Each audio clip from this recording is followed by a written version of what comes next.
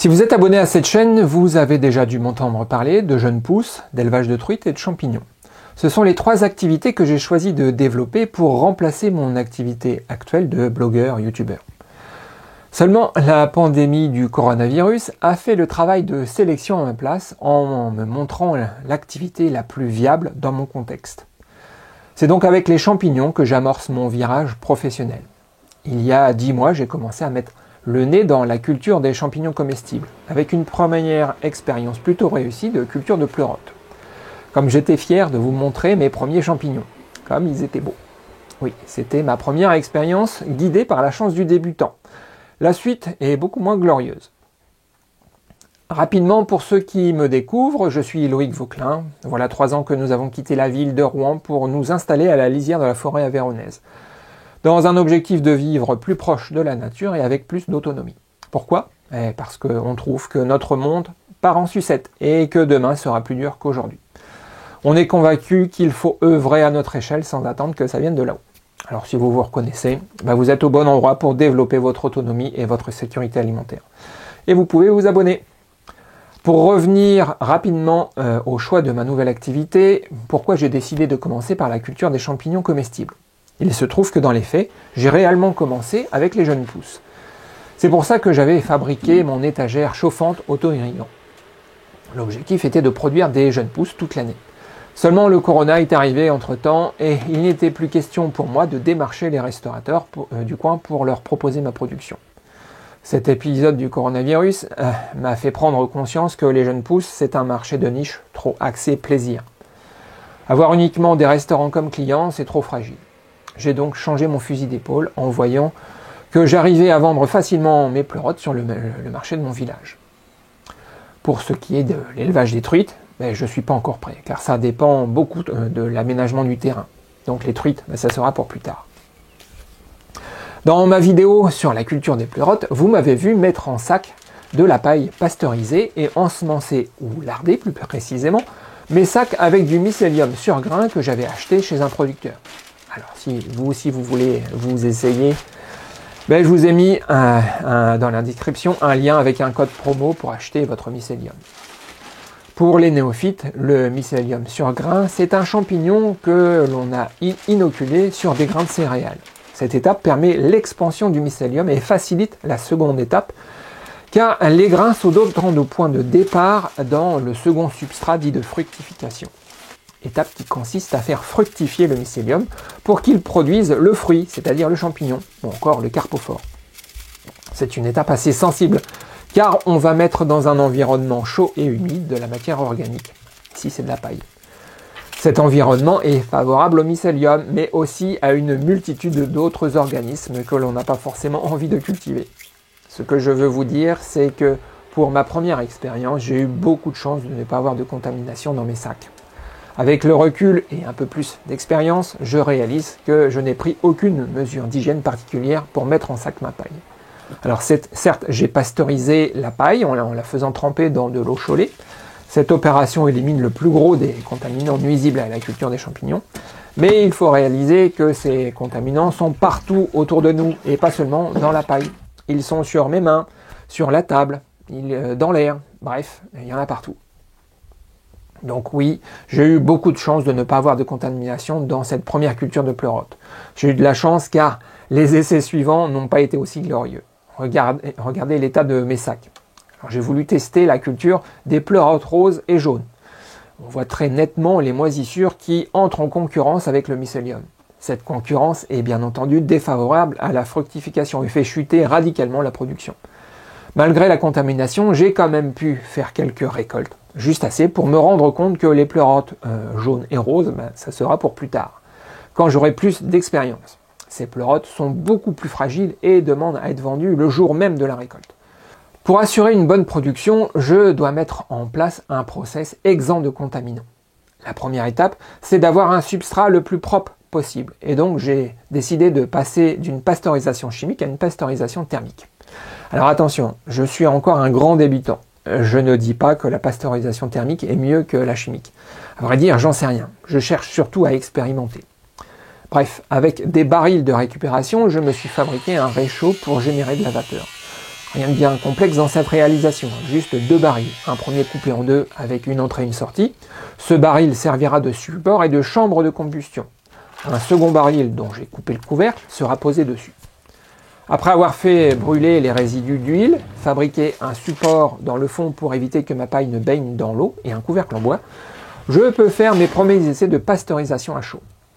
Avec une bonne couverture en géotextile, j'arrive à dépasser les 100 degrés à l'intérieur du baril.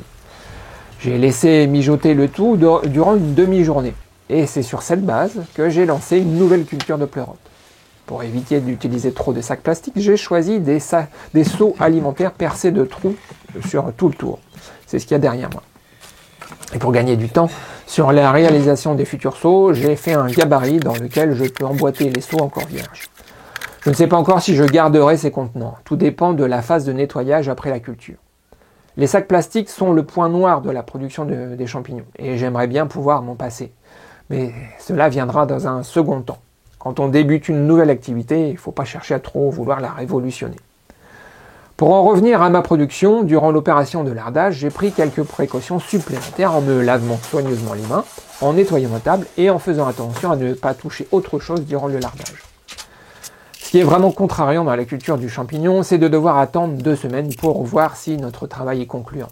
Et malheureusement pour moi, encore une fois, j'ai pas été suffisamment propre. J'ai de la moisissure qui s'est développée dans mes seaux.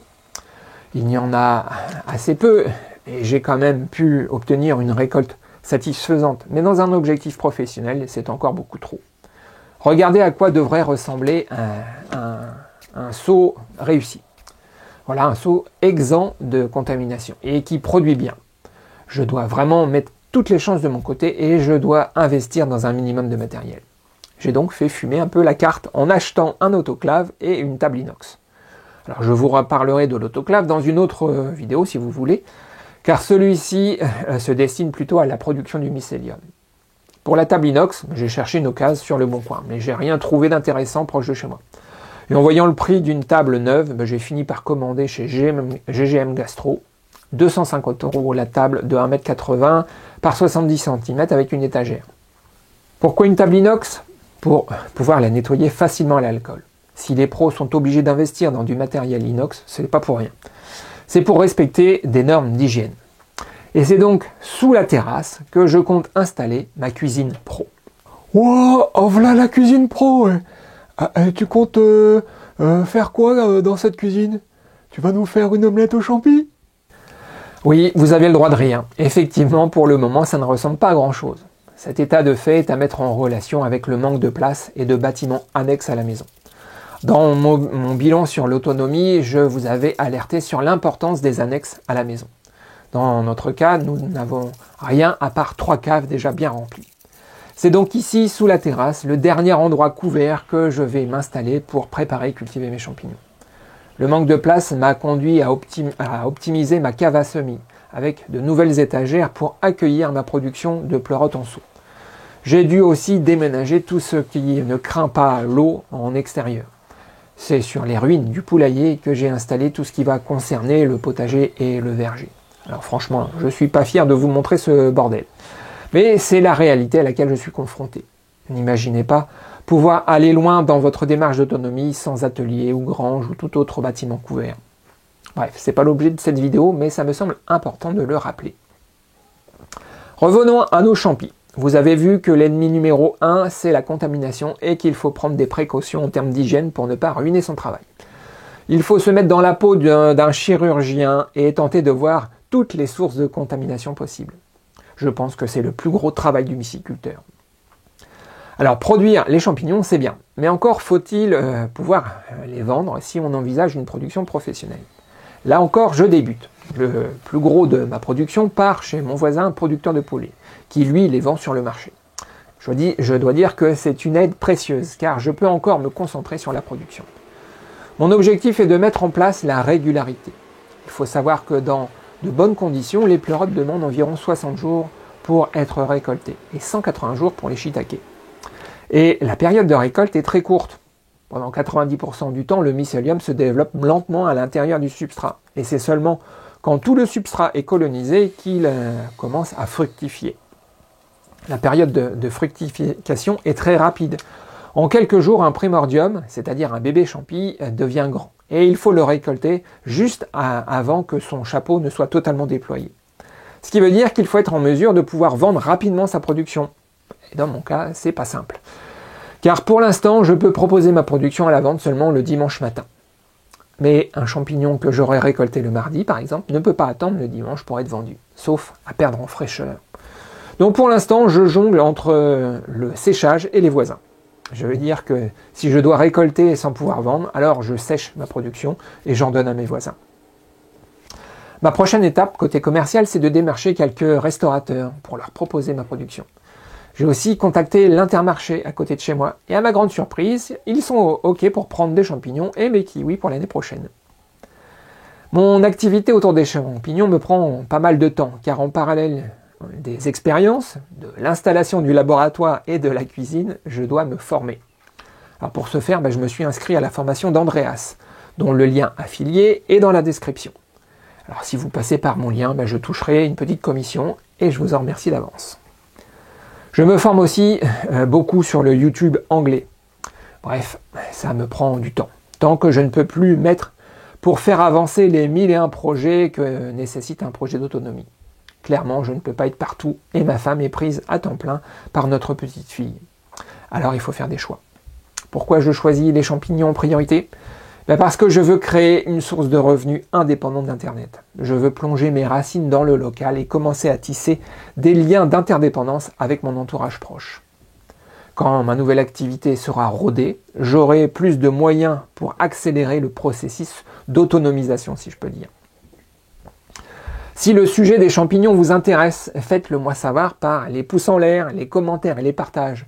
Et si le sujet intéresse une plus large communauté que la charpente sur Boiron, alors je ferai régulièrement des vidéos sur le sujet. En attendant, je vous dis à bientôt. Les gars, je me suis fait discret cette fois-ci. Non pas que les champignons ça m'intéresse pas, bien au contraire, si vous voyez ce que je veux dire.